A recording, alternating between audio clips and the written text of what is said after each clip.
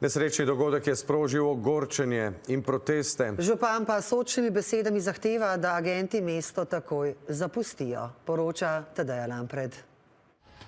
Zaradi Trumpove ostre politike do priseljevanja so obsežne racije, ki jih izvajajo zamaskirani in oboroženi zvezni agenti, vsakdanjost, tako kot jeza zaradi že večkrat dokumentirane grobosti in napak. Včeraj pa se je akcija v Minneapolisu končala s smrtjo 37-letne Renee Nicole Good.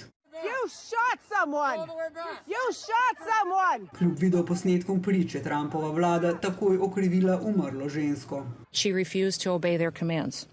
She then proceeded to weaponize her vehicle, and she attempted to run a law enforcement officer over.